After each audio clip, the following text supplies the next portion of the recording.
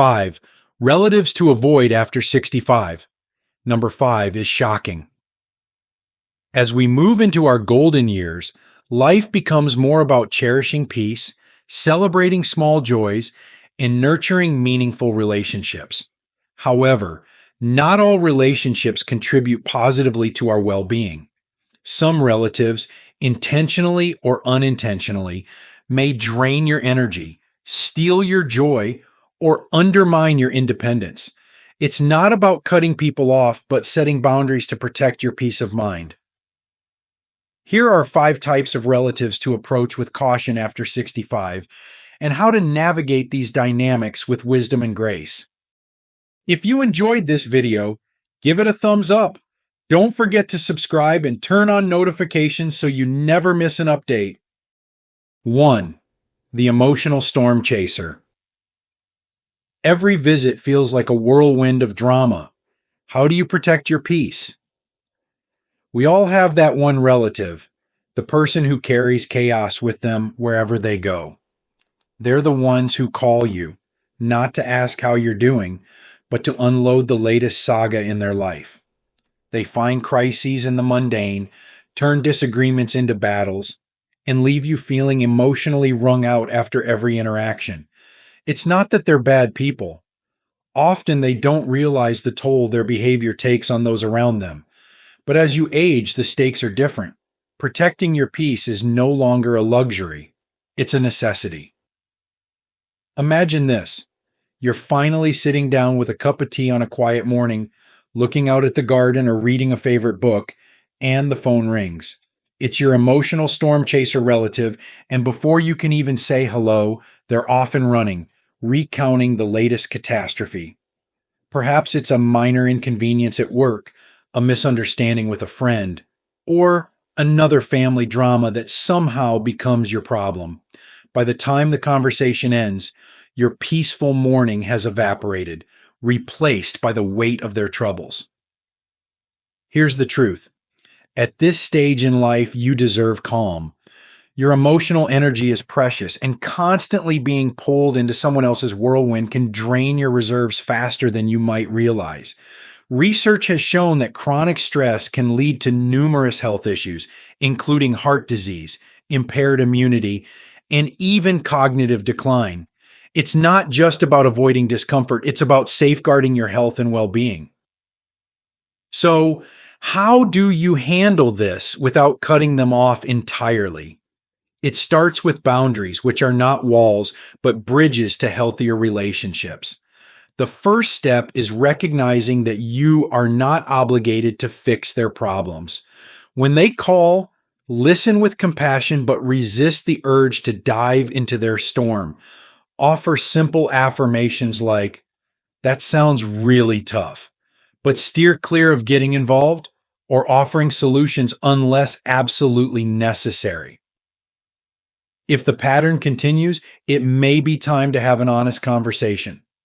You can say something like, "I value our relationship, but I've realized that getting involved in too much drama isn't good for my health. I hope you understand if I take a step back from certain situations." These conversations can be uncomfortable, but they're also liberating. You're teaching them and yourself that your peace matters. It's also important to fill the space left by these interactions with positivity. Spend more time with people who uplift and energize you.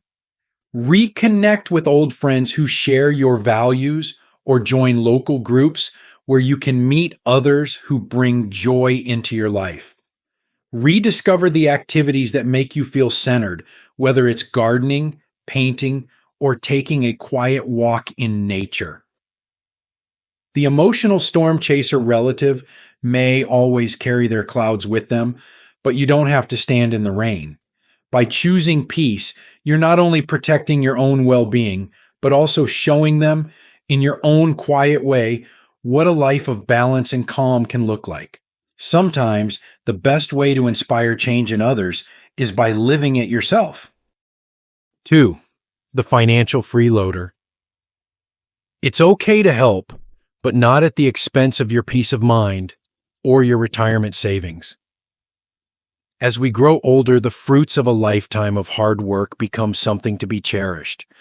Retirement isn't just about stepping away from work. It's about stepping into a phase of life where you can finally enjoy the freedom you've earned. For many, this means traveling, pursuing hobbies, or simply enjoying quiet days surrounded by family and friends. But what happens when someone in your family sees your savings as their safety net, their solution to every financial misstep? The financial freeloader is often subtle at first. They may start with a small request, a loan to cover an unexpected bill, or help with something they claim is temporary. At the moment, it feels natural to help. After all, they're family, and what's a small gesture compared to the gratitude you imagine they'll feel? But soon, those small requests begin to add up. Suddenly, their emergencies become routine, and the gratitude you expected feels more like entitlement. You begin to notice the pattern. They turn to you, not because they truly have no other option, but because you've always said yes. It's an uncomfortable position to be in, especially for those of us who were raised to put family first. There's a lingering guilt that whispers, if you don't help, who will? But here's the truth. Continually giving at the expense of your own financial security is neither sustainable nor fair. You've worked hard for your money, and while generosity is a beautiful thing, it should never come at the cost of your peace of mind or the future you've planned for yourself. Think about it. Your savings are meant to support your dreams, your needs, and the unexpected turns life may throw your way. Living on a fixed income in retirement requires careful planning and an understanding that your financial resources aren't infinite. When a family member repeatedly leans on you for money, it's not just your finances at stake, it's your emotional well-being too. Over time, resentment can creep in, and what was once an act of kindness starts to feel like an obligation, draining the joy out of the relationship. So, how do you navigate this without severing ties? It begins with clarity and compassion. Setting boundaries doesn't mean you don't care. It means you care enough to be honest about what you can and cannot do. If a family member comes to you asking for money, take a moment to reflect before answering. Ask yourself, will this help them in the long term, or am I enabling a pattern? If you feel that saying yes would compromise your own security or reinforce unhealthy habits, it's okay to decline. When you do say no, do it with kindness but firmness. You might say, I'm sorry, but I need to focus on managing my own finances right now. If you feel comfortable, offer non-monetary support instead. For example, you could guide them toward local resources, suggest budgeting tools, or help them explore community programs that provide financial assistance. These alternatives show that you care without taking on a burden that isn't yours to bear.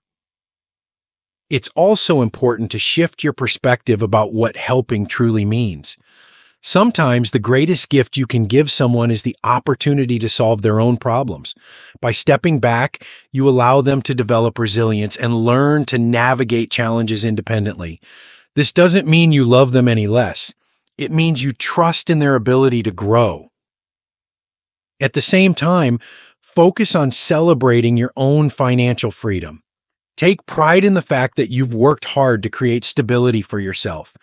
Treat your savings as a tool to invest in your happiness, whether that's through small indulgences, memorable experiences with loved ones, or the simple comfort of knowing you're secure. The financial freeloader may never fully understand your decision to say no, and that's okay. What matters is that you protect what you've built and live your life with the peace and confidence you've earned. Remember, generosity should feel fulfilling, not draining. You can only give freely to others when you first ensured your own cup is full. 3. The overbearing advisor. Their way is always the right way, but is it the right way for you? In every family, there's often someone who seems to think they've mastered the art of living. The overbearing advisor is the relative who always has an opinion on your diet, your daily habits, your financial choices, or even how you spend your free time. They might mean well, but their insistence on knowing what's best for you can feel like a quiet erosion of your independence. As you grow older, these interactions may start to sting more, not because they are loud or aggressive, but because they subtly suggest that your years of experience, wisdom, and intuition count for less than their opinions. Picture this. You've spent decades navigating life's complexities, making countless decisions, and learning from every success and misstep. You've earned the right to embrace what works for you. But here comes this relative, questioning your choices, sometimes with a casual remark, sometimes with relentless advice. They might say, "Are you sure that's a good idea?" Or, "You'd be better off doing it this way." Slowly, their words chip away at your confidence, leaving you wondering if you should second guess yourself. The harm of the overbearing advisor isn't always in what they say, but in how it makes you feel, like you need their approval to validate your decisions. This can create unnecessary stress, and over time, it may even lead to self-doubt. It's frustrating to feel like your hard-earned wisdom is dismissed, especially in a stage of life where you should be celebrating your autonomy and unique perspective. But here's the truth. Your life is yours to live, and no one, no matter how knowledgeable or well-intentioned, has the right to dictate what's best for you. Your experiences, values, and intuition are powerful guides. They've brought you this far, and they'll continue to serve you well. What worked for someone else might not work for you, and that's perfectly okay. So, how do you navigate interactions with the overbearing advisor without turning every conversation into a confrontation? The key lies in reclaiming your voice while maintaining respect for theirs. When they offer unsolicited advice, acknowledge their intentions but remain firm in your stance. For example, you might say, "I appreciate your concern, but I've thought this through and feel confident in my choice." This shows that you value their input but are fully capable of making your own decisions. Another approach is to redirect the conversation. Instead of focusing on what they think you should do, guide the discussion towards shared experiences or memories.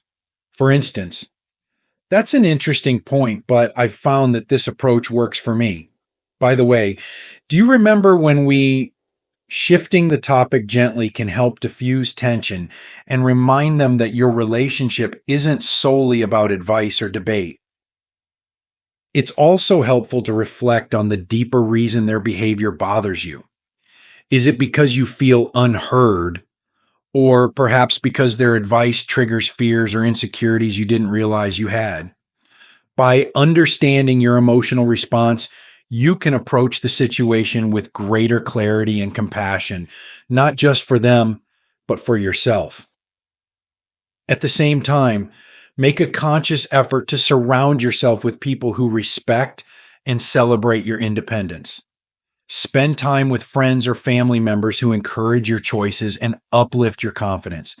Engage in activities that reinforce your sense of self, whether it's taking up a new hobby, traveling, or simply embracing moments of quiet reflection where you can reconnect with your inner wisdom. The overbearing advisor doesn't need to be an obstacle in your life. Instead, they can be an opportunity, a chance to practice asserting yourself and valuing your own voice. By setting boundaries and standing firm in your decisions, you're not just protecting your peace of mind, you're also modeling the strength of living authentically. Remember, advice is just that, advice. It's a suggestion, not a mandate. You've earned the right to choose what feels right for you, guided by the knowledge and intuition you've cultivated over a lifetime.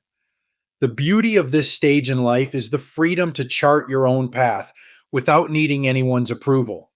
Trust in yourself. You're wiser than you may realize. 4.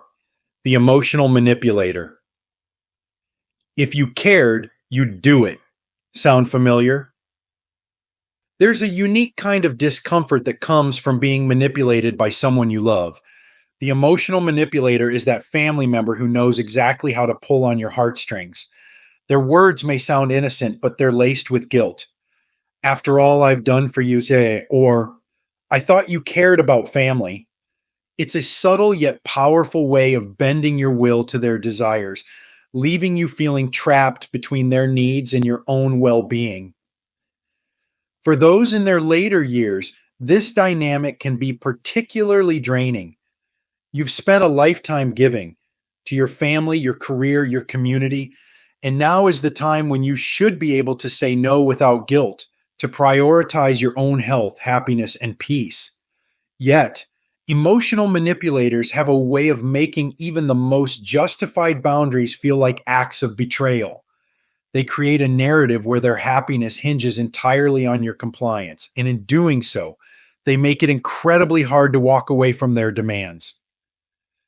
But here's the truth: constantly giving in to guilt driven requests doesn't foster love or connection, it breeds resentment. It's a one sided relationship where your needs are perpetually overshadowed by theirs.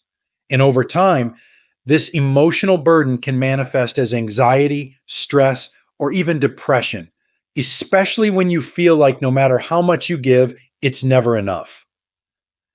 The challenge with the emotional manipulator is that their tactics are rooted in familiarity. They know you well, they know what you value, what you fear, and what you strive to be. If you pride yourself on being kind and dependable, they'll lean on those traits, pushing you to prove your love by sacrificing your own comfort. This is why it feels so personal when they lay on the guilt. It's not just about what they're asking for, it's about questioning your very identity. So, how do you break free from this cycle without fracturing the relationship? It begins with recognizing that their guilt inducing comments are not a reflection of your character, but a reflection of their own struggles. Their need for control often stems from fear of rejection, fear of losing influence, or fear of facing their problems alone. Understanding this doesn't excuse their behavior, but it helps you approach the situation with clarity and compassion. When they make you feel guilty, pause and take a deep breath. Remind yourself that setting boundaries isn't selfish, it's necessary. Respond with kindness but firmness, such as, I understand this is important to you, but I have to make decisions that are right for me right now. You don't owe a lengthy explanation or justification. A simple, honest response is enough. It's also helpful to practice saying no in a way that reinforces your love for them. For instance, I can't help in the way you're asking, but I care about you and want to see you succeed. Let's find another solution together. This shifts the dynamic from one of conflict to one of collaboration, showing them that your boundaries don't diminish your care for them. Equally important is learning to let go of the lingering guilt after you've set a boundary. It's natural to second guess yourself, especially when faced with a manipulator's disappointment or frustration. But remember, their emotions are their responsibility, not yours. You cannot and should not carry the weight of someone else's happiness on your shoulders. To strengthen your resolve, surround yourself with people who respect your boundaries and affirm your choices. Spend time with friends or family members who make you feel valued for who you are, not for what you can do for them. Engage in activities that nourish your spirit, whether it's attending a community group, diving into a creative hobby, or simply taking quiet moments to reflect on all the ways you've given generously throughout your life. Ultimately, dealing with an emotional manipulator isn't about shutting them out. It's about reclaiming your sense of agency. It's about recognizing that your worth is not tied to your ability to please others, but to the kindness, wisdom, and strength you bring to every interaction. By setting boundaries, you're not only protecting yourself, you're also setting an example of healthy relationships, relationships built on mutual respect, not guilt. Remember, the love and care you've shown over the years speak for themselves. You don't need to prove your devotion through endless sacrifices. The greatest gift you can give yourself and those around you is the courage to live authentically with your peace of mind intact. 5. The subtle controller. Shocking. They're helping, but are they taking over? At first glance, the subtle controller may seem like a blessing in your life. They're the family member who always steps up, offering to help with everything from managing your appointments to making financial decisions or organizing your household. Their involvement feels supportive, perhaps even comforting, because they appear to be looking out for your best interests. But over time, you might notice a shift.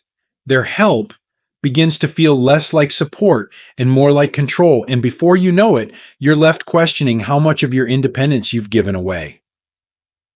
It can happen so gradually that you don't even realize it's happening. Maybe it starts with them insisting they'll handle small tasks to make your life easier. Then they begin suggesting bigger decisions with comments like, "You don't need to worry about this, I'll take care of it." Or, "It's just easier if I do it for you." At first, you might feel relief. After all, letting someone else take charge of a few responsibilities can feel like a weight off your shoulders. But as their involvement grows, so does the feeling that you're losing control over your own life. What makes the subtle controller particularly difficult to spot is that their actions often stem from genuine care. They believe they're helping you, and they may even have the best of intentions. But their behavior can unintentionally chip away at your autonomy, leaving you feeling incapable, unheard, or dependent. This is especially disheartening as you age, a time when maintaining your independence is essential to your sense of self and dignity. The harm in this dynamic isn't just the loss of control, it's the erosion of confidence. When someone consistently steps in to make decisions for you, it sends the unspoken message that you're no longer capable of managing your own life. And over time, that message can take root, leading to self doubt, frustration, and even resentment. But here's the truth: your independence is one of the most valuable gifts you've cultivated over a lifetime. The ability to make decisions, big or small, is a reflection of your experience, wisdom, and individuality. No one has the right to take that from you, even under the guise of helping. You've spent decades navigating life's challenges and triumphs, and you are more than capable of continuing to do so. So, how do you address this dynamic without alienating someone who genuinely cares? It starts with clear communication and self assertion. The next time they offer to take over something you can handle yourself, politely decline. Say, "I appreciate your offer, but I'd like to do this on my own." It's a simple but powerful way to reaffirm your autonomy while acknowledging their intentions. If they push back or insist that their way is easier, gently remind them of your capabilities. "I know you're trying to help, but it's important to me to stay involved in these decisions. I feel more confident and in control when I handle things myself." Framing it this way shifts the focus from their actions to your needs, making it harder for them to argue without coming across as dismissive. It's also important to establish boundaries, especially when it comes to areas of your life where control matters most: your health, finances, and daily routines. For example, if they've taken over scheduling your medical appointments or managing your bills, consider taking back that responsibility or seeking professional support instead. Having a neutral third party, such as a financial advisor or caregiver, can help ensure your needs are met without any unintended power struggles. At the same time, Focus on rebuilding your confidence in areas where you may feel uncertain. If technology intimidates you, take a class or ask a trusted friend to teach you how to navigate online banking or video calls. If physical limitations make certain tasks challenging, explore tools or resources that can empower you to maintain control, like mobility aids or delivery services. Every small step you take to assert your independence reinforces your ability to live life on your terms. It's worth noting that addressing the subtle controller isn't about pushing them away. It's about redefining the relationship in a way that respects both your independence and their desire to help. By setting boundaries and expressing your needs, you're giving them the opportunity to support you in a way that truly benefits you. And in doing so, you're also preserving the integrity of your relationship, ensuring it remains rooted in mutual respect rather than unintended control. Above all, remind yourself that your independence is not just a practical matter, it's a reflection of who you are. It's the culmination of a lifetime of experiences, lessons, and growth. You have the right to make your own decisions, to take risks, and to live authentically. No one, no matter how well meaning, can take that away from you unless you let them. Your later years are a time to celebrate the freedom you've earned, not to relinquish it. Embrace your autonomy with pride and let those around you see that while their care is appreciated, your wisdom and strength are more than enough to guide you through this beautiful chapter of life. Protecting your peace, celebrating your independence. Life after 65 is a profound chapter, a time to embrace the freedom you've worked so hard to achieve, to nurture the relationships that uplift you, and to savor the beauty of living on your own terms. But these years are not just about enjoying what's ahead. They're also about making intentional choices to protect your peace, preserve your independence, and honor your well-being. The truth is, not every relationship is meant to grow with you into this stage of life. Some relatives, despite their intentions, can drain your emotional energy, undermine your confidence, or disrupt the harmony you deserve. Recognizing these dynamics and setting boundaries is not an act of selfishness. It's an act of wisdom. It's about valuing the life you've built and ensuring that the years ahead are filled with joy, fulfillment, and authenticity.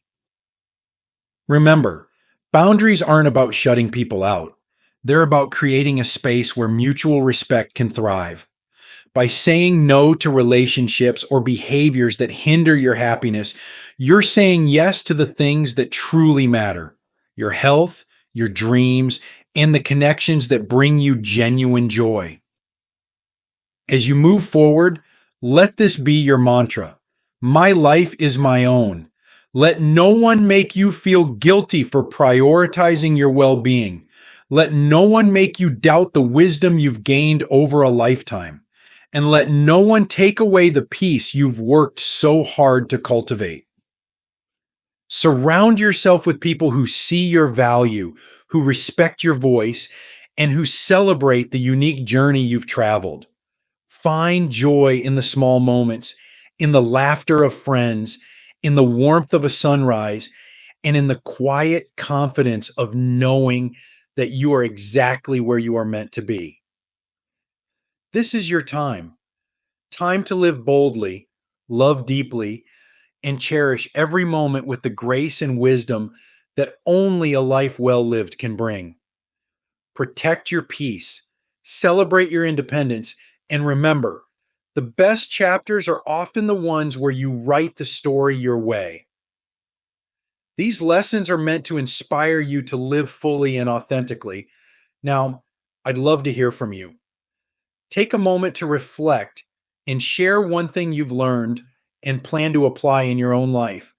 Let's support each other on this journey toward embracing these truths. If you enjoyed this video, please leave a comment with 1. If not, feel free to comment with 0. Your feedback means a lot to us. Don't forget to like, share, and subscribe to our YouTube channel for more content like this. Thank you for watching, and here's to living life on your own terms.